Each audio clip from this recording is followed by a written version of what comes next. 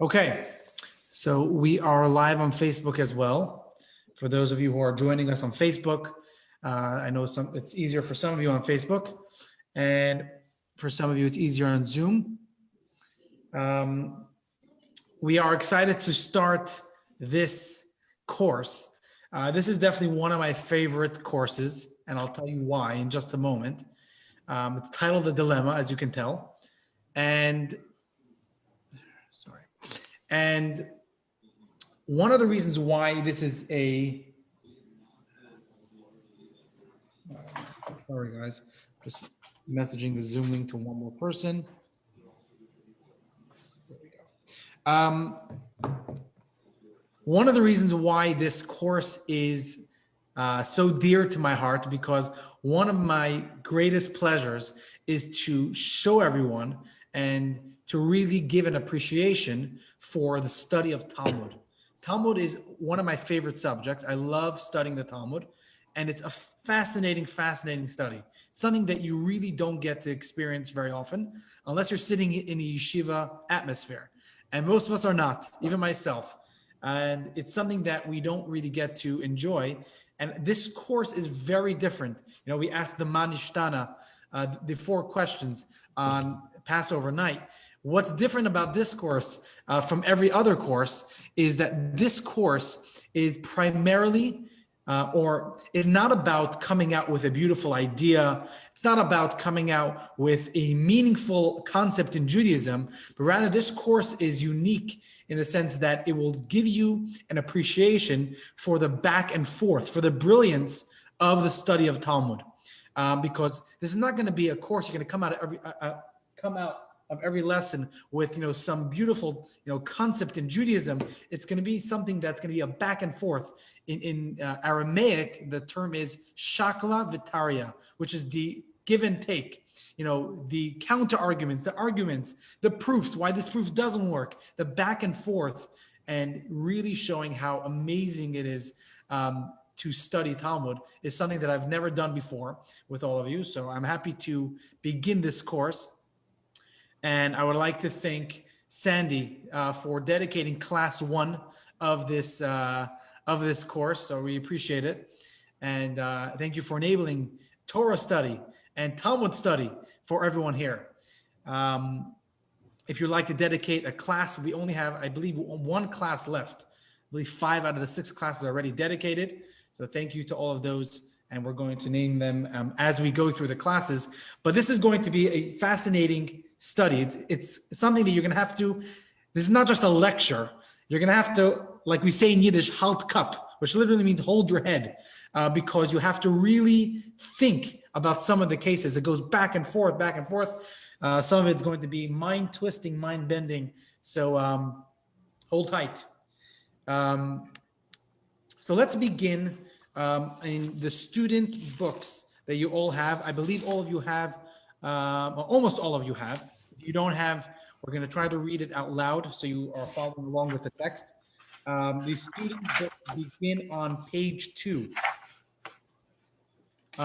This first topic, this first lesson is all about criminals, okay? Criminals.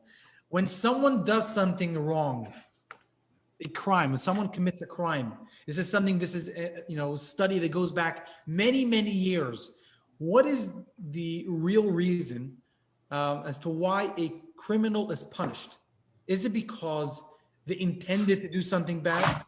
Is it because they acted in a very horrible way, or is it because of the outcome of their action?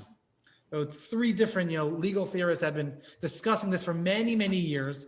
The Talmud has discussed this, and we're going to discuss this today in the Jewish view, is what is the reason a criminal is punished?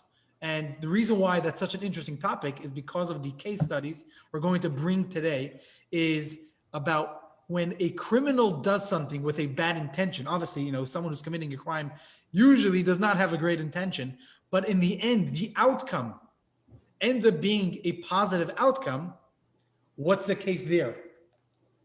What will happen if you do something with a bad intention but with a positive outcome?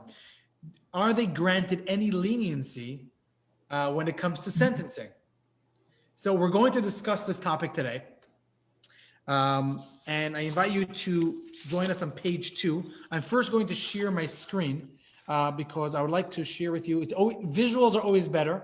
I know they say this in school, that in school for children, visuals are always better, but I think for adults as well. Visuals always trump everything else. So I'm going to share my screen where we're going to watch a very quick clip. So bear with me as I share my screen. Here we are.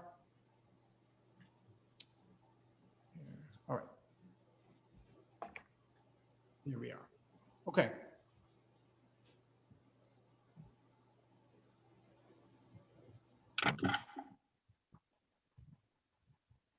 Here we go. Case 1.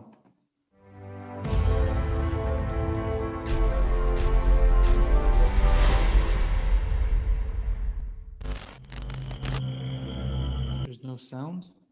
1 second. Here we go. An attractive coastal city in central Israel, Rishon LeZion, November 2nd, 2015. The arm around his neck belongs to a terrorist bent on murdering a Jew. Any Jew. Daniel Cohen struggles and gasps as the knife tears into his side. Help arrives and Daniel collapses. He awakes in the hospital to wonderful news. The doctors who stabilized his liver and spleen discovered a deadly cancerous growth. The growth is successfully removed. The terrorist is successfully captured. Should the attacker receive leniency for having saved Daniel's life? What do you say? Just before I continue, I'll continue sharing in just a moment. Anyone have any opinion here? If the attacker should be granted a more lenient case? Fran, what do you think? Absolutely not. Okay. Tried to kill him. Thank you, Fran. All right. Seems like everyone agrees. Probably wrong, but that's what I believe. Could I try and save his life the same way? Does what? Can I try and save his life the same Okay. way? Good luck. So obviously the attacker had no clue that he will end up saving Daniel Cohen's life. That's obvious. But in the end, what happens is that he does save his life. So it seems like, it doesn't seem like anyone disagrees with that. Anyone think that he should be granted a more lenient sentence? No. No, I'll take that as a no. Okay. Case number 2, here we go. What's the answer? Forgetting? You can't have everything on one foot there, friend. Here we go, case 2.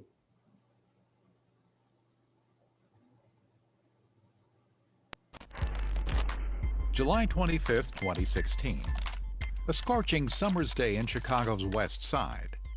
A pickup truck owner parks outside the Irish Nobleman pub, carelessly leaving a laptop on his front seat and a German Shepherd in the back. By the time he returns, his dog should have died of heat stroke, but it didn't. Just 15 minutes after he left his vehicle, teenagers smashed a window to steal his laptop. Should the teens face criminal charges and pay for damages, despite inadvertently saving the pet's life? What do you say? Anything different here? Let me be direct. There is never an opportunity, a circumstance where committing a crime is okay. Oh, of course not. It's not justified. Crime is crime. Wrong Correct. is wrong. That's not the question, though, Mitch. And I'm glad you brought that up. It's not whether the crime is justified. It's never justified, like you said, ever. The question is, if because of the outcome of the case, should they be granted a more lenient sentence? 100% absolutely not. I agree. Let me bring up a different point, though. Okay. They could have left the dog, but They they could have didn't. Who? The teenagers. What do you mean could have left the dog? The intent of the teenagers was not to rescue the dog. Of course not. Right. So, I mean, this whole idea that you should get leniency because in the course of your committing a crime, something good came of it is not justification. Crime is crime, period. I don't care what the outcome is. Right. Okay. Fair enough. Fair enough. Is there any difference? Should have bit him. Is there any difference between this case and the previous case? Anyone see anything? Well, one was a robbery and the other one was attempted murder. Okay. Jack, you're awfully quiet. You're getting me worried. Speaker, it's feeding back like crazy. Come again? Well, I think, It's circulating through because your speaker is up too loud. 1 second. I think the two crimes are quite different. One is a crime against property, and the other is an attempt to kill someone. So you know, I mean, obviously, they're going to be weighed differently in the courts. Right. You're saying the crime itself. Isn't one intentional and one is an opportunity grab? There's also that. Okay. Well, interesting. those kids looked like they were walking down the street looking for an opportunity to steal something. Right. Yeah. Definitely from the video. Okay. Yeah. True. So let's go to our third and final case study. And this lesson is going to be breaking down these cases in Jewish law, in you know, the back and forth here. So let's go to the final case study here.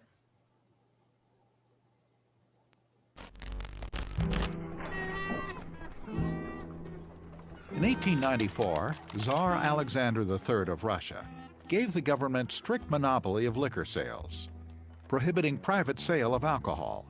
A disproportionate number of Jews had run taverns and liquor stores for centuries and were now left without income and with heavily restricted options. A Jew in the Lithuania region continued to sell alcohol illegally until a fellow Jew vandalized his entire stock. Moments later, an inspector showed up. Finding broken and empty barrels, he neither arrested the storekeeper nor struck him with a crippling fine. Should the vandal pay for the destroyed stock despite being the unwitting agent of salvation? What do you say? Yeah. Should we lend any consideration to these benefits that resulted for the victim? What do you think? Okay. So here we have it. Two wrongs don't make it right. Sorry. Sandy, do you still hear a big echo? Yes, No, yeah, I'm good. you're good? Okay, I just heard it was good this How about time. now? Before that, it was horrible. Oh, yeah. I'm sorry. I couldn't understand the word Fran was saying before. It just Right now echoed. it's better because I was connected to the main screen here, so that may be. So here we have it. You know what happened. Mitch, you made your opinion clear. Fran, it seems pretty clear. When someone sets up, I have a hard time with my opinion. you have what? I have a hard time expressing my opinion. Yeah, I know. Tell me about it. So our basic case here is where someone has a negative intention and a negative action, but the outcome is positive. The outcome. Now, obviously, I'm sure like Jack was pointing out, there's difference, and Ariana was pointing out, there's differences in the cases itself, you know, of course. But it's really boiling down to what is the reason, what is behind a criminal punishment. Now, again, stealing the laptop goes without saying. You have a moral obligation, and legally, you have to return the laptop. There's nothing to talk about there. It's not that is the theft a good thing. If the outcome is a good thing, can that kind of exonerate them to a certain extent regarding their punishment? That's the only question. Okay. So how would Jewish law deal with our case studies? In general, halacha, Jewish law is divided to, sorry, Ariana, if I can mute you, it's nothing personal, just I hear too much background. So halacha, Jewish law can be divided into two general categories. We have ritual law and civil law. I know most people usually refer to halacha, Jewish law, more when it comes to ritual law, you know, laws of Shabbat, laws of the holidays, things like that.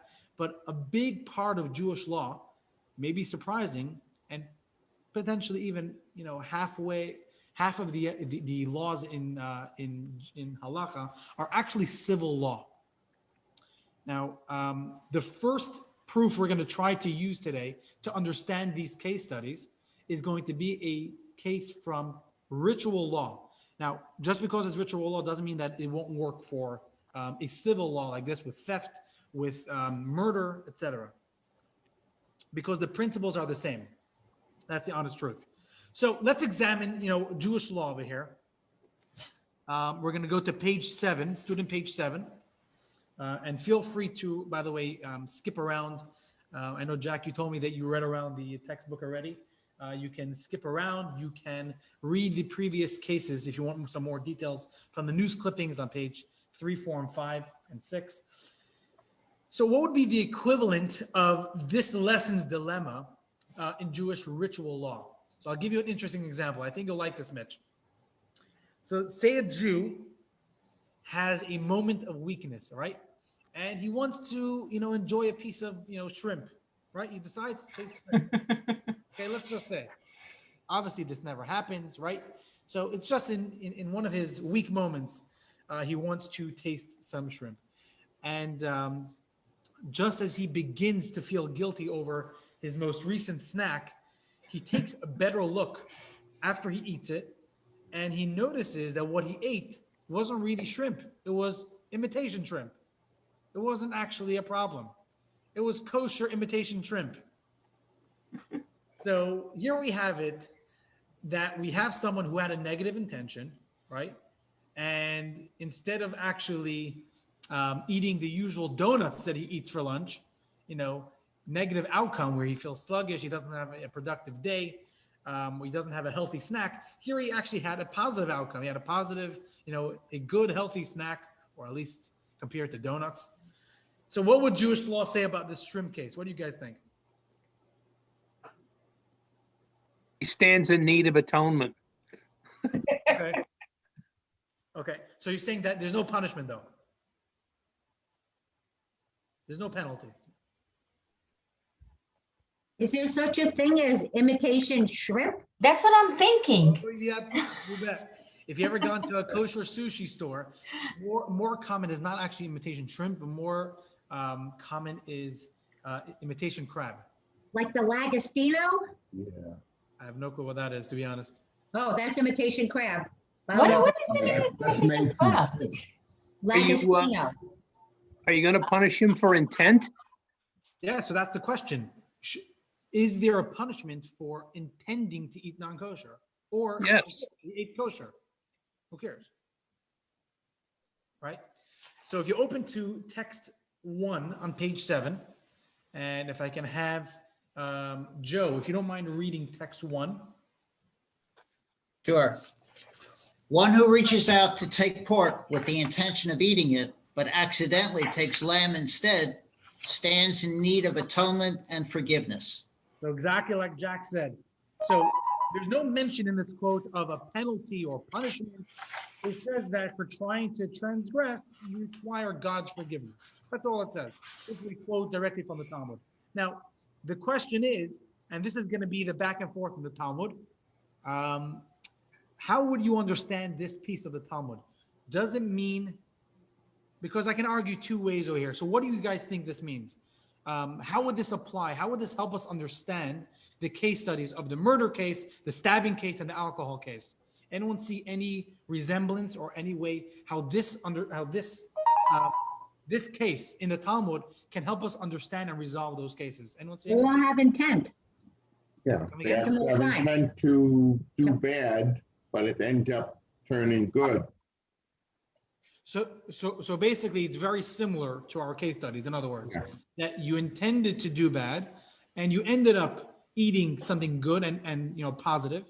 So it's similar, and therefore you shouldn't be punished. Seemingly, you just need Well, forgiveness. okay, shouldn't be, but Well, what does it say? Stands in need of atonement and forgiveness. It doesn't say anything about punishment. So maybe if that's the case, if we're really comparing the two cases, one in ritual law, granted, but the principles are the same. So if in ritual law you walk off scot-free, maybe you should walk off scot-free as well in the case studies, if that's the case. Yeah, but one was like a bad crime. You stabbed very him. good. Very good, Fran. Very, very good. The reason why that's such a weak argument is exactly what Fran just said. When you think of the cases we did in the beginning, those 3 case studies, they weren't just, negative intentions. There was actual crime committed.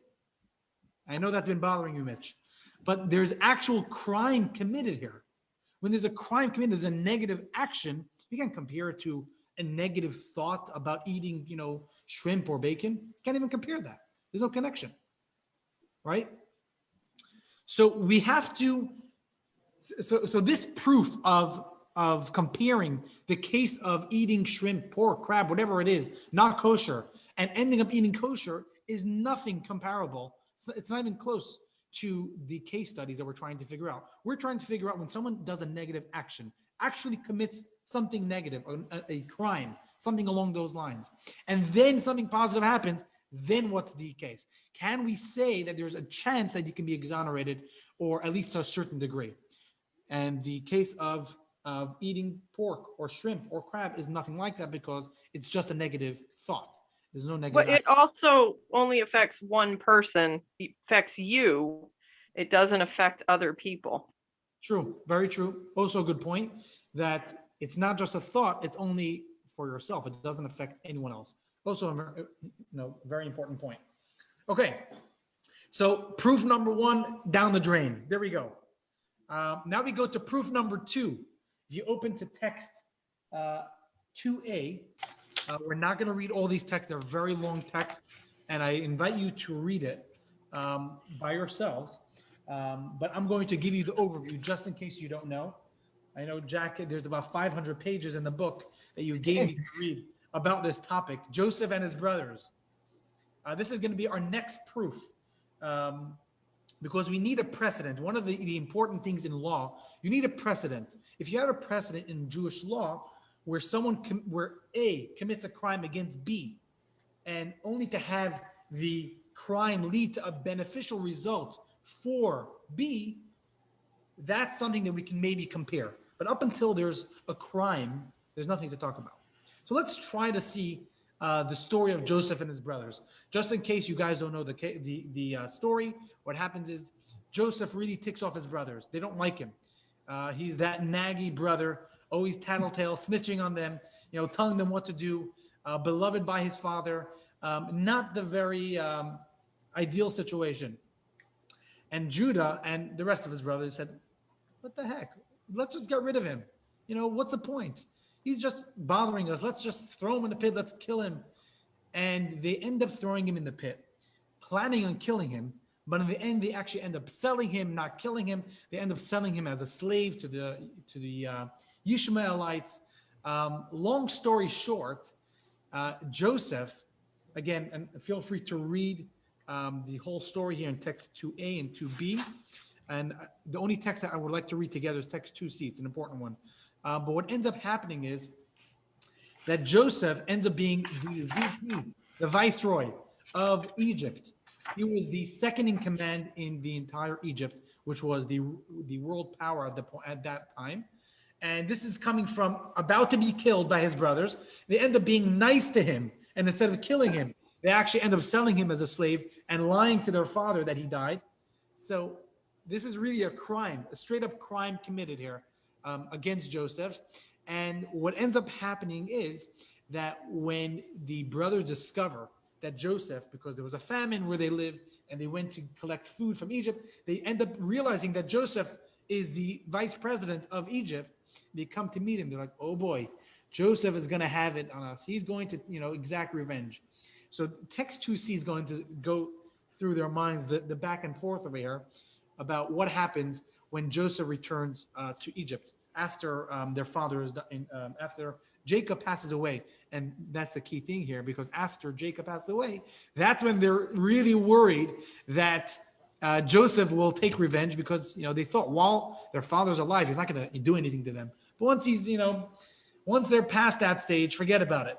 He is going to use all the power he has to take revenge. So here we go, text 2C. If I can bother, Jack, do you mind reading text 2C?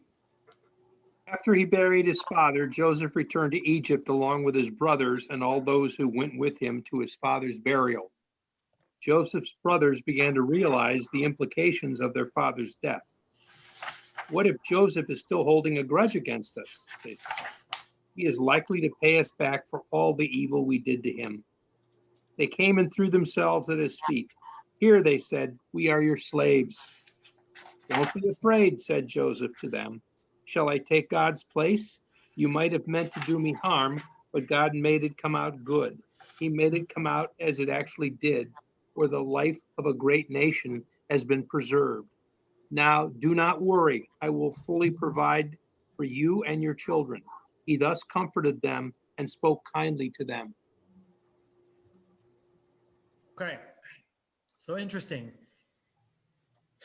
If you turn to page 14, we have 3 polls over here. I want to hear what you guys have to say. Poll, it's called poll 4. Based on the story of Joseph, should the attacker in case study A, which is about the stabbing attack, should he be granted a more lenient sentence? No. No, no, No, no, no. Anyone yes or not sure?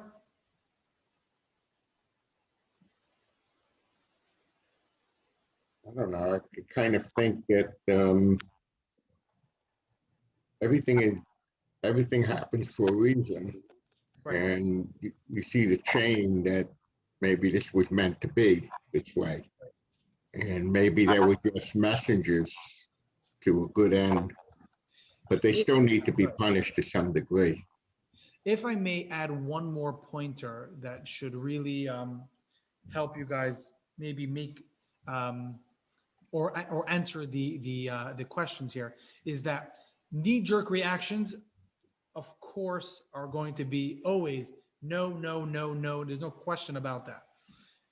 But thinking about it and trying to analyze it and compare it to precedent in Jewish law, is there any reason why, based off the story of Joseph, the attacker in case A, or the men in case study B, or the vandal in case study C should be exempt from their punishment or anything like that?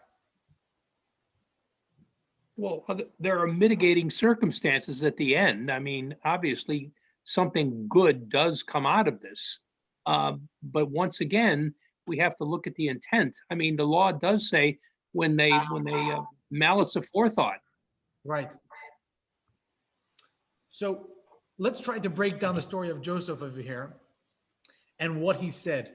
And I know that, Joe, you like usually pinpointing certain text that, we can use as an argument or a counter argument. So first, I'll give you the first side over here.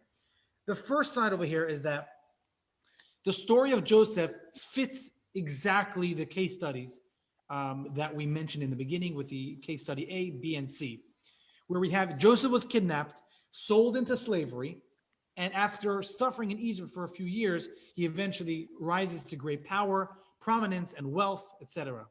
Now, unlike the previous text about the intentions of eating something like pork, here we seem to have all the 3 elements that are shared by the case studies, which is a negative intention, A, B, an actual committing of a crime, negative act, and a positive outcome, C.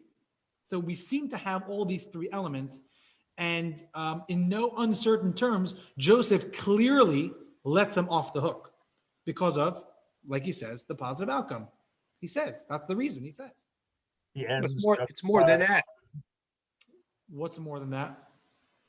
He actually says, shall I take God's place? Okay, so what does that mean? Well, it means that God orchestrates things that are happening in this world, and it's not up to me to do you harm or punish you. Or you could look at it as I'm not your judge. Yeah. Yeah, that's actually the counter argument, Mitch, is that The whole point is what you're arguing is, do the ends justify the means? And to me, right. Yeah, but no, it's not justify. It's the wrong word, justify. Justify is no. The answer is no. It does not justify the means. It's more that could that serve as a kind of a what's the right word for it? Can that exonerate him, but not justify? It will not justify though. It's never justified to steal ever. It's never justified to attack ever, even if they were to be exonerated. It's a question if we can use this in courts of law to say that maybe because of a positive outcome, and usually it really depends on what the outcome is. That's why we can use it, for the attacker or for the criminal. So, but you bring up a good point, Mitch and Jack, is that yes, on the one hand, Joseph and his brother's story is exactly like the case studies. On the other hand, and Jack pointed this out, and I was hoping, Joe, you would pick up on this, is that his very first words are, "Shall I take God's place?" Now, shall I take God's place? One way of understanding it is that to exact punishment, it was not Joseph's job. He's basically saying it's God's job and the job of the courts of law that he appoints us to set up. It's not his job to, take revenge on them, right? So shall I take God's place? It's not just, all right, I'll be nice to you. He says, obviously, all the positive outcomes are good, but really what Joseph is implying with the positive outcomes is that that's why he's not tempted to take revenge, because of the positive outcome. It's not that the positive outcome is a reason why he is not punishing them. It's just that's why he's not tempted. But really, it's God's job to decide that. So here we have two ways of understanding. Either we can really, compare the two cases, or we can say, no, shall I take God's place? Is really Joseph saying that it's not his job to exact punishment on them.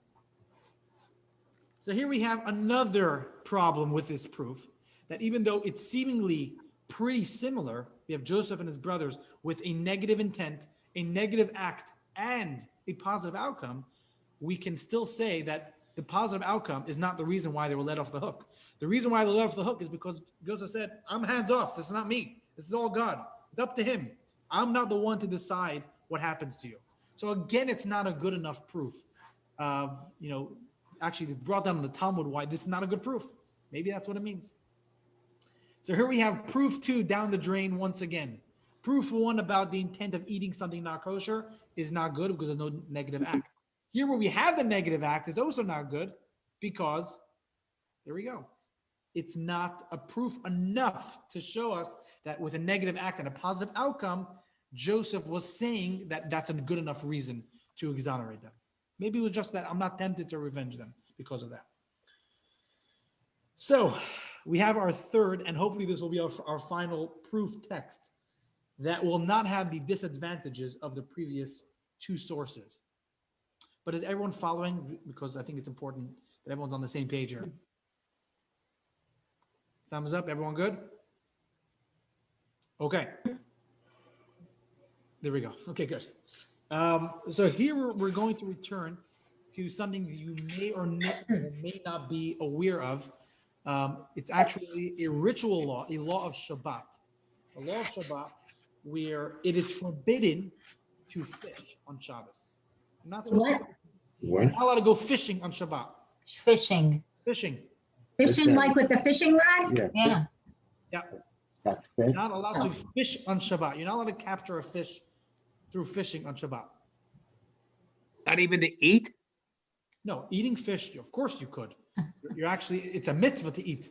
Like, Fran, your favorite food, like gefilte fish. That Salmon. Yeah.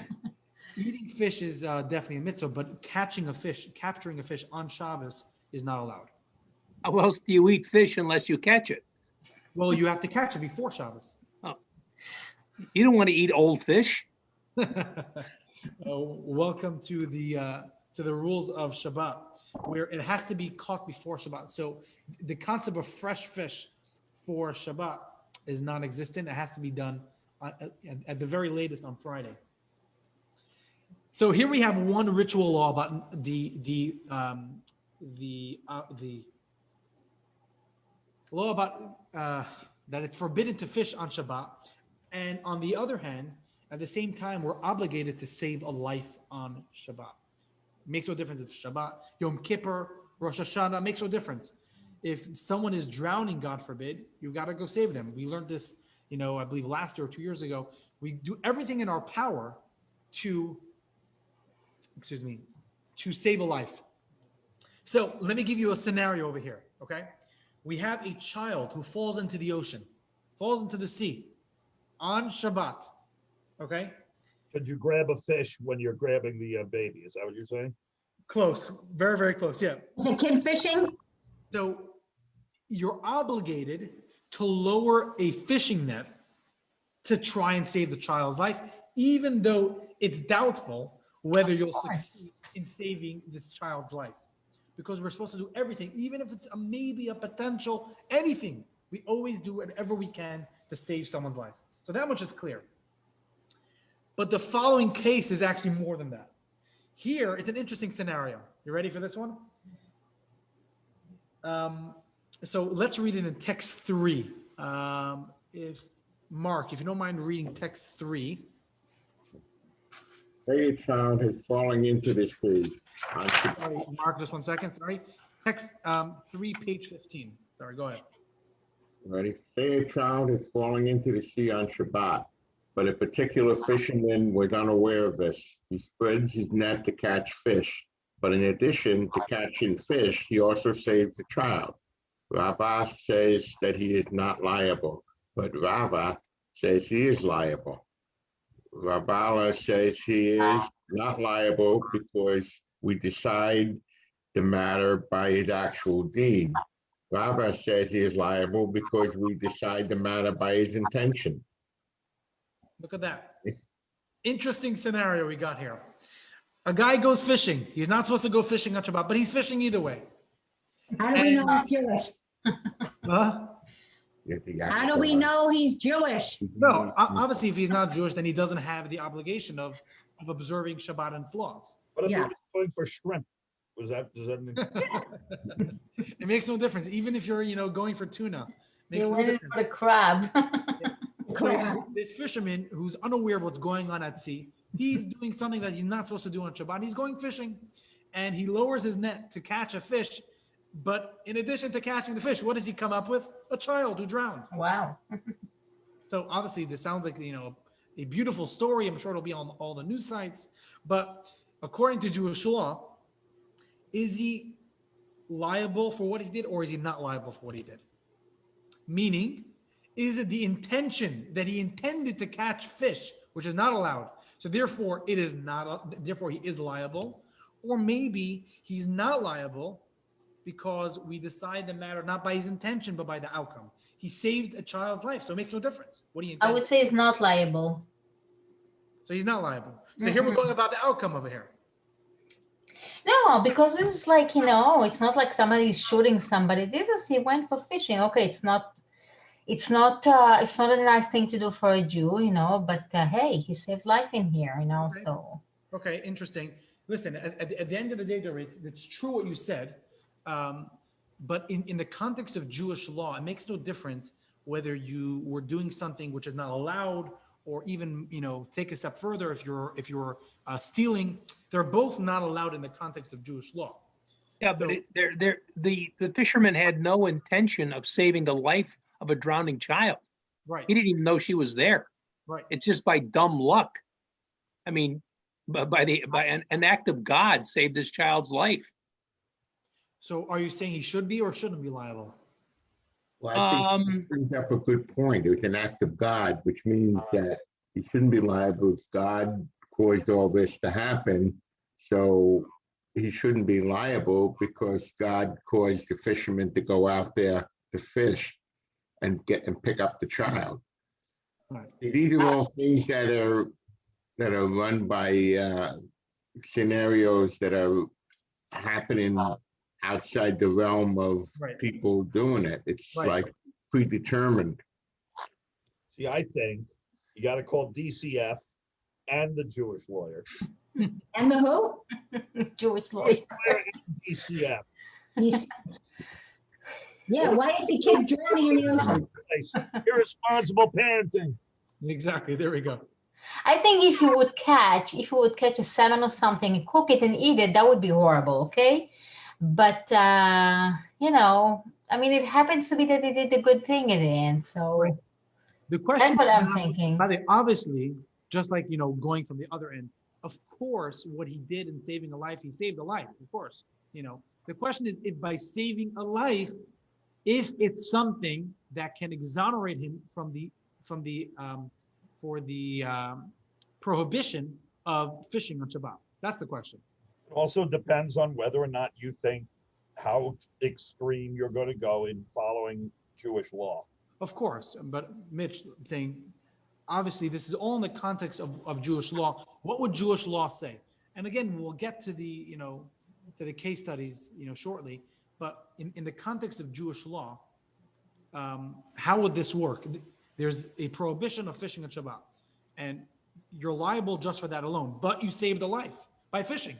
So does that exonerate you from the punishment of? And now punishment, forget about what the punishment is, because it's usually just bringing a sacrifice. But ignoring that because it's beyond the scope of this lesson, does that saving a life exonerate you from the prohibition that you? Given the intensity of Jewish law and the extreme circumstances of Jewish law, I would say he is not exonerated. You broke a law, period.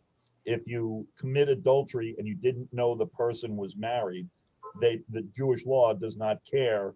You did it, period. So I would say, based upon what you're saying, that breaking the law is breaking the law. The same as if you go to steal the computer out of the car, you broke the law. The end result has nothing to do with it. It gets back to the ends justify the means. Is it okay that you broke the law because something positive happened? It depends upon your ideology towards law. Is it okay in your mind if you broke the law if something good happens? Right. In my estimation, if you broke the law, you broke the law, period. It's the end of it. The discussion is over. You broke the law. So Mitch is staying kill- very consistent here. If you go out and you break up a bar fight and kill a guy in the bar fight, but you find out he was a child molester, does that make it okay? It doesn't. You still killed somebody.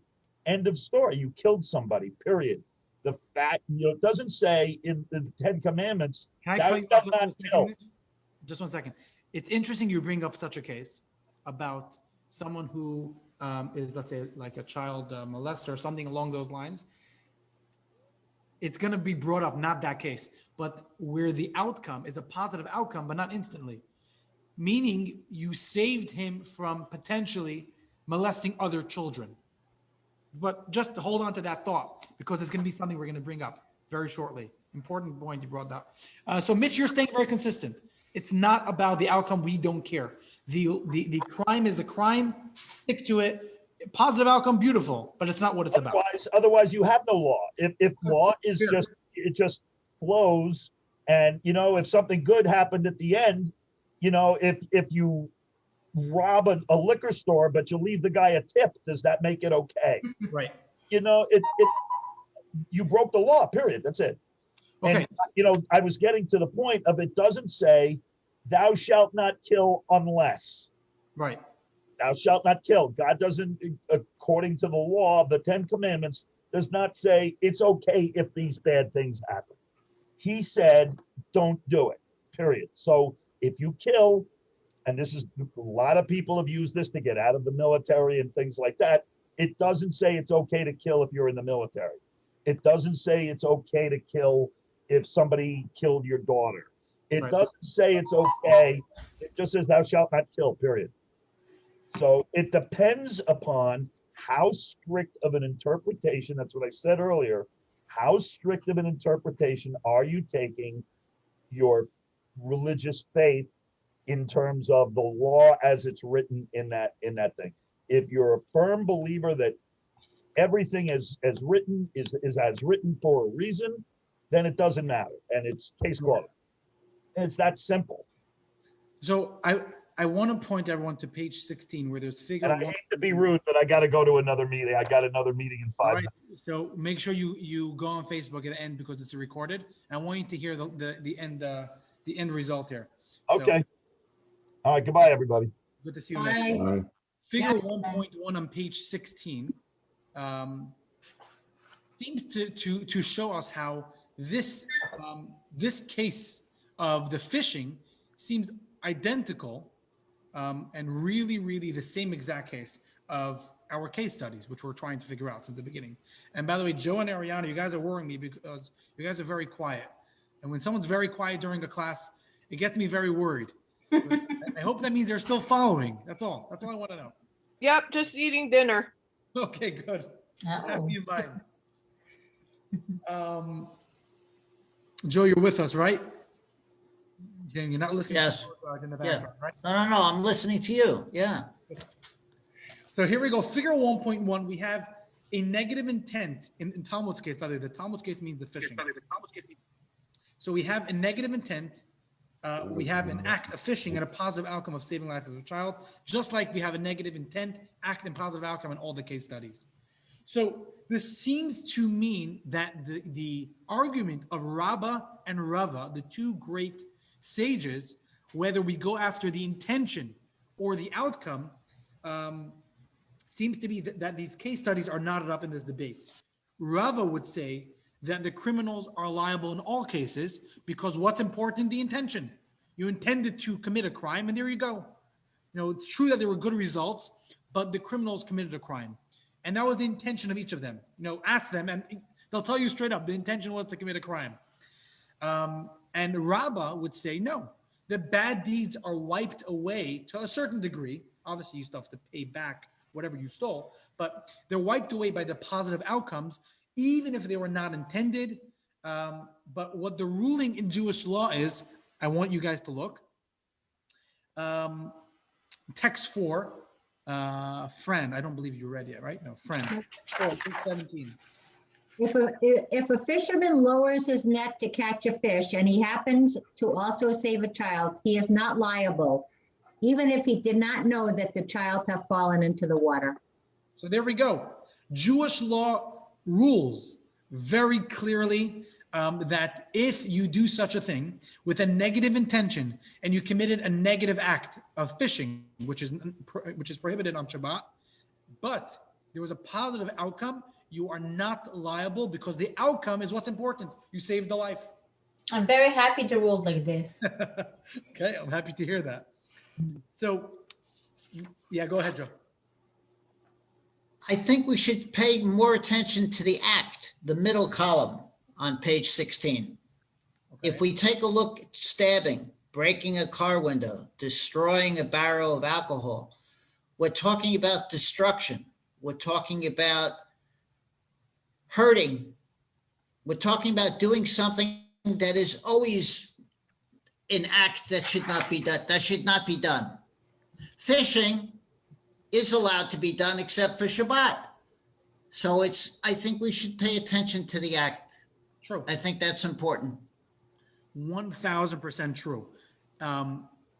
It goes without saying, even though I'm going to say it, that fishing cannot be compared to theft or murder, and not even close to that.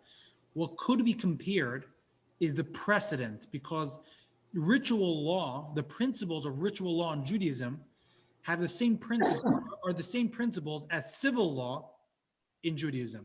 So it's not that the cases are the same, but the principles of the cases are the same, which is an important point because, like you said, you can't compare fishing, which is usually allowed, to theft. But the principle about intention versus outcome is what's important here.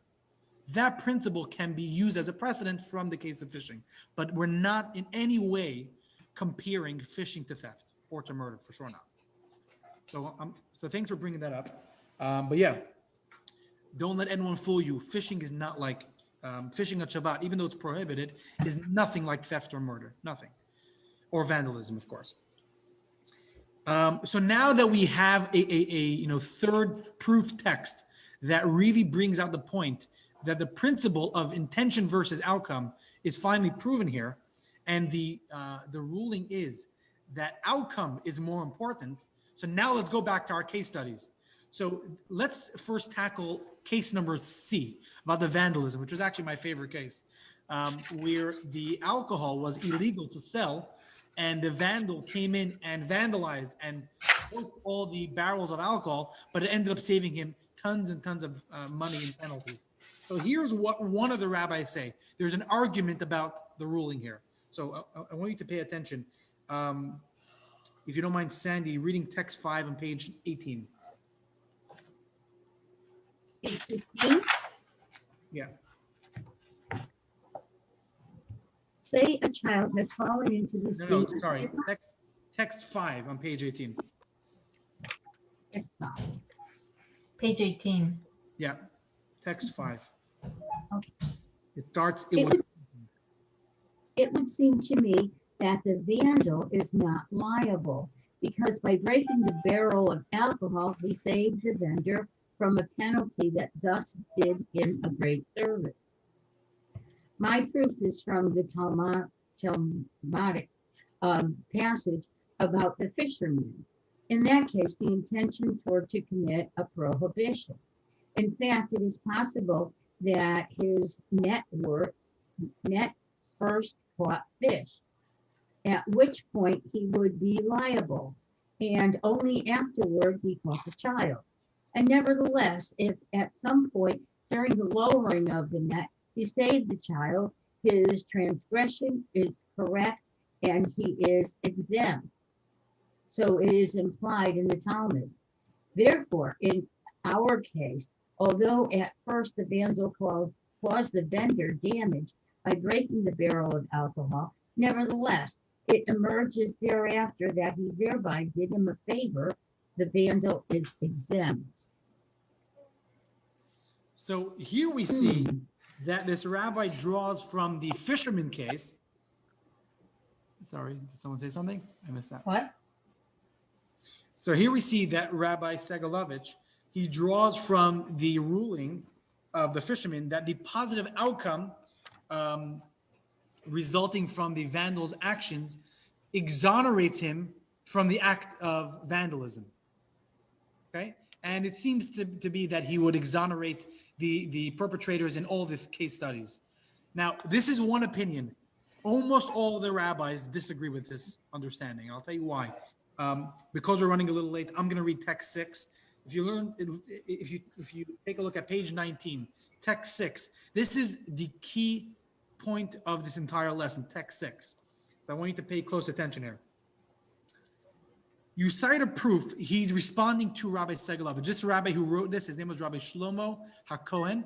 He's actually the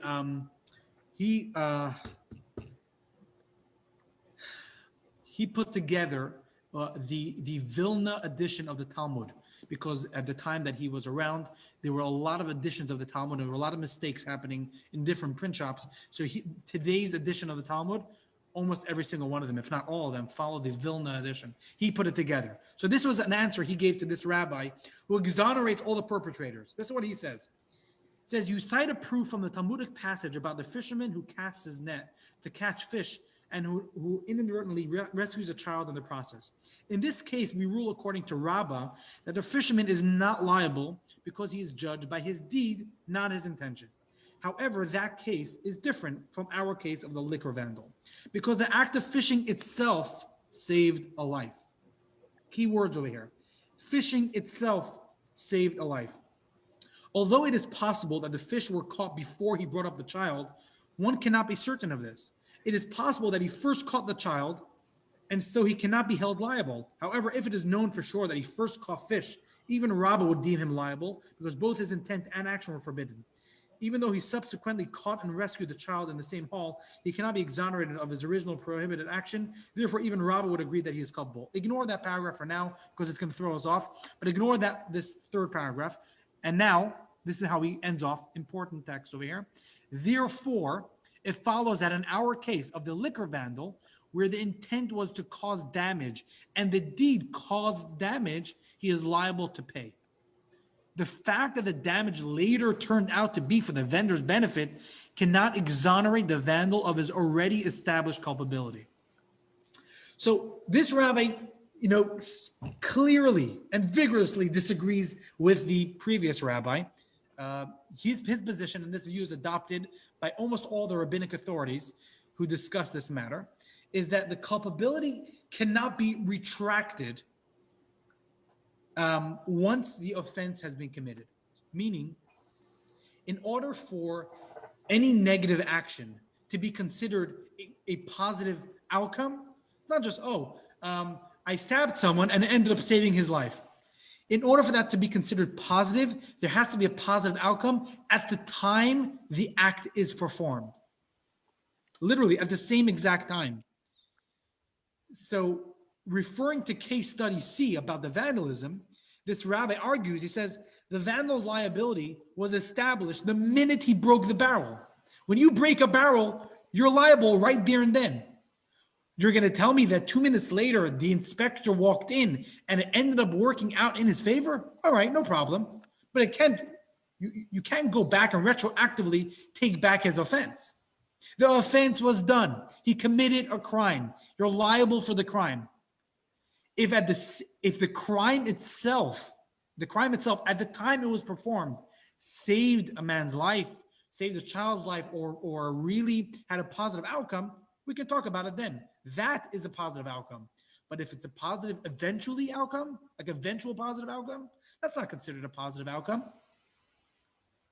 Are you guys following that line of thinking? That positive outcome has to be at the same exact time that it is performed.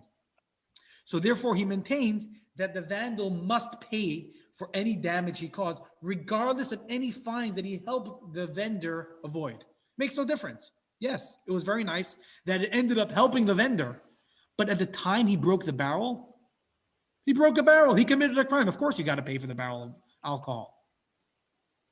So now that we understand that this is the view that's adopted by most rabbinic authorities, that a positive outcome can only be positive if it's performed the exact same time as the act.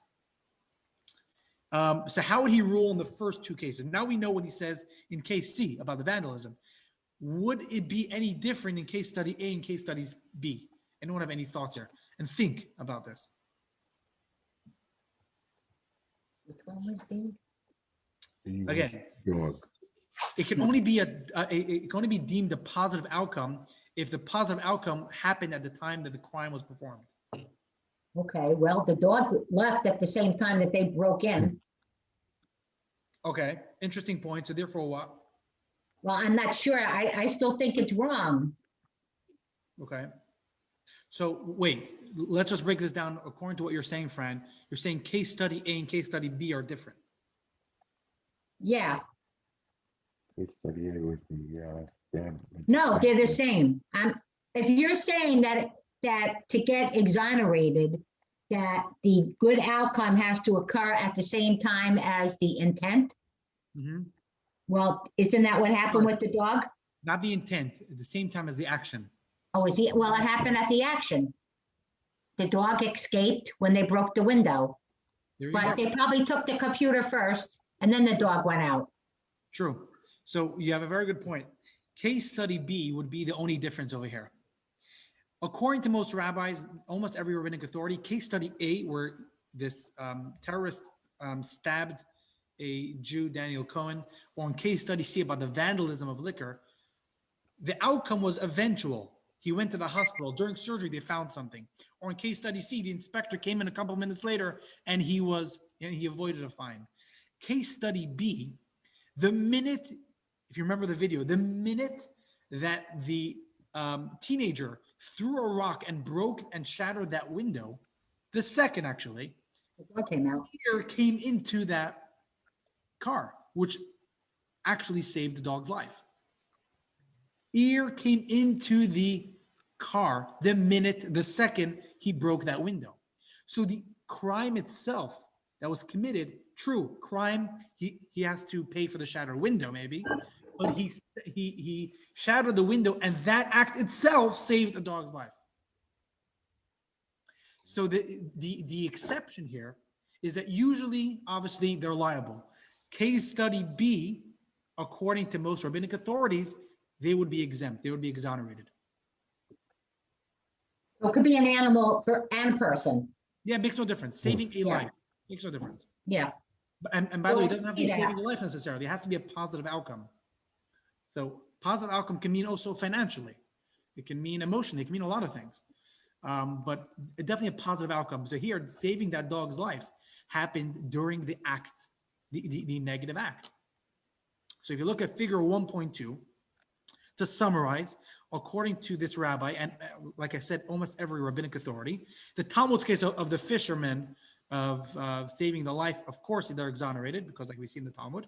Case study A, the stabbing, liable because it was only an eventual positive outcome.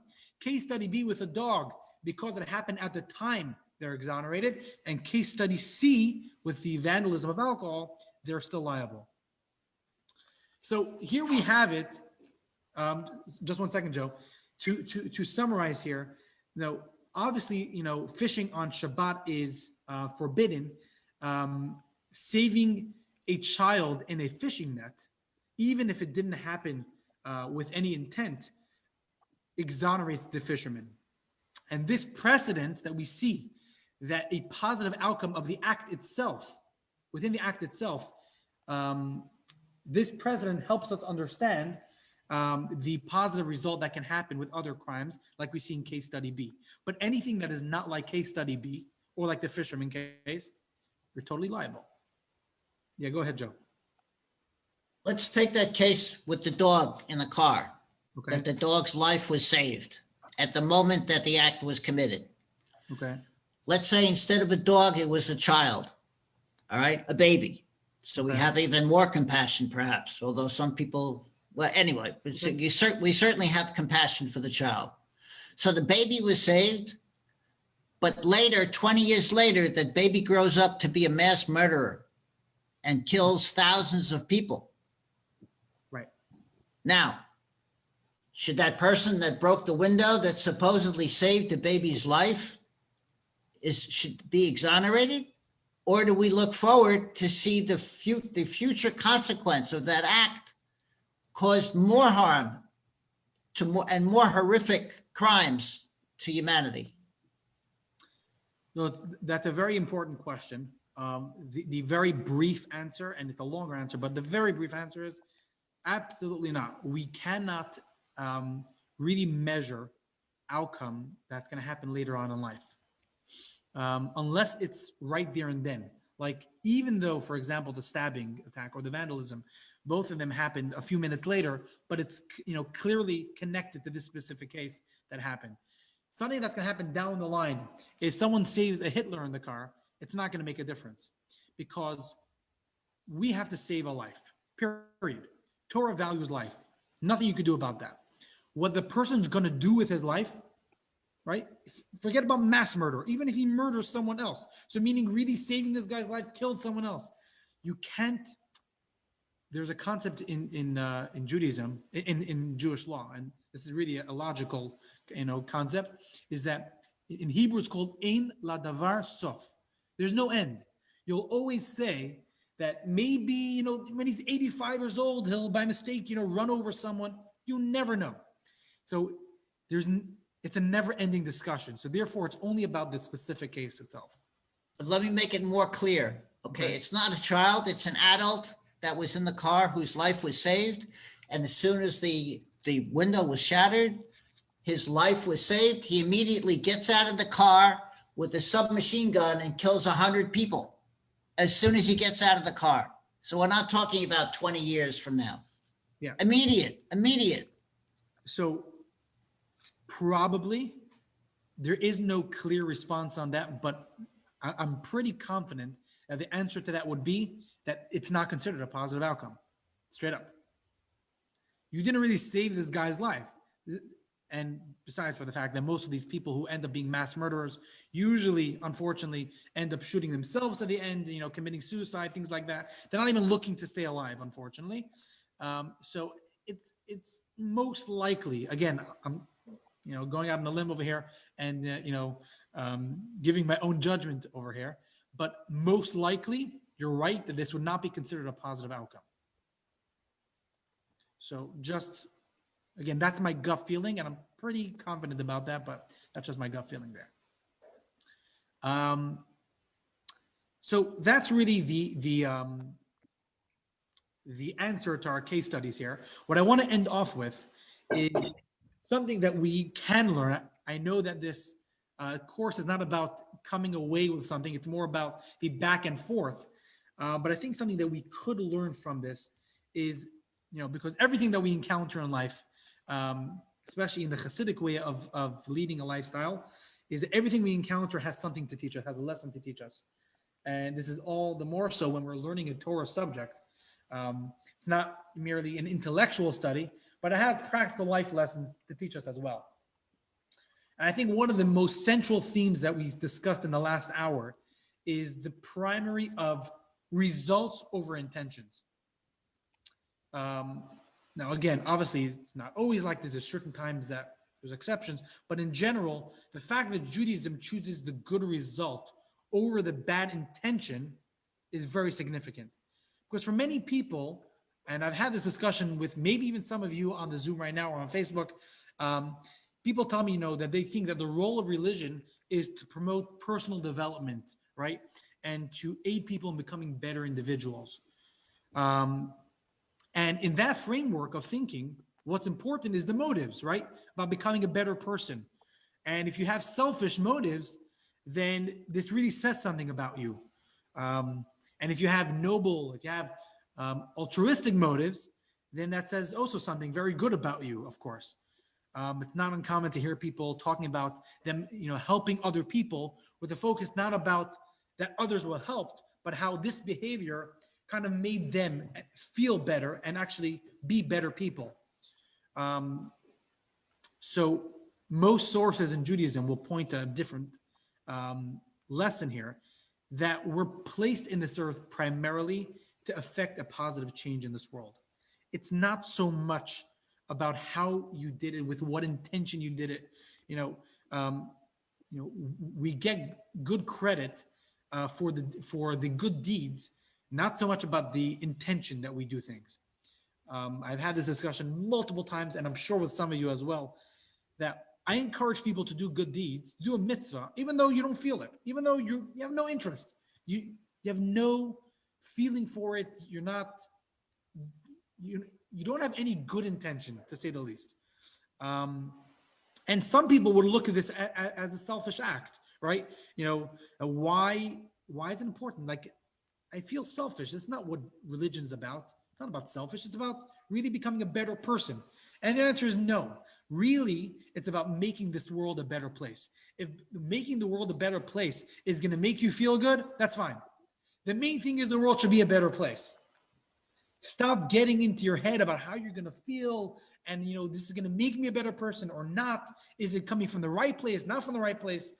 There's one of my favorite stories, and I've said this countless times. One of my favorite stories in Judaism is a story that happened with a disciple of one of the first Chabad Rebbes. And he was a very wealthy man. And he tells the Rebbe, he says, Rebbe, I have a big problem. What's my problem? I give lots of charity. My problem is that I feel very good about it. Gives me I get so much respect in the community. Everyone wants to, be my friend. It's just not what I want. I have to, cut down on the charity. People shouldn't come to me for my money. Just not a good feeling. So the Rebbe responds to him. He says, what's the poor man guilty that you feel good about it? Who cares? Who cares that you feel good? So therefore that guy should suffer because you feel good about it? What kind of, comparison is that? He says, let the guy have his bread on his table. I don't care if you feel good. Feel good. All right. Feel selfish. Feel, very holy. The main thing is that you did a good deed, that this guy has bread on his table because of you. So it's something that we have to remember, that Judaism values results more than the intention. Of course, we should work on having good intentions as well.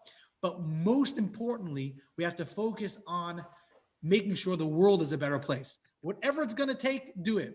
If it's, faking until we make it, that's fine. But as long as we're actually doing the act, get the results done, Stop worrying about what others are going to think, what you're going to think, how it makes you feel or doesn't make you feel, makes no difference. Get the work done. So I want to end off with that. Next week, what we're going to discuss is about the invasion of privacy. How far can we go?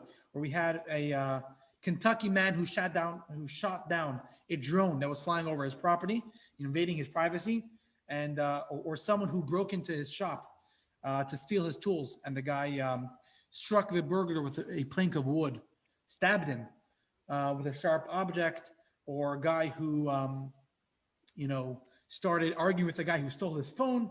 He went all the way to retrieve his iPhone at all costs. When are we allowed to take the law into our own hands? We're going to discuss that next week. So good to see you all, and thank you, Sandy, for dedicating tonight's class. And same time next week, March 16th at 7 p.m. on this same Zoom link and on Facebook Live. Good to see you all. Thank you. Thank you. Good night. Thank you, everyone. Thank you. Good to see everyone. Yeah. Take care.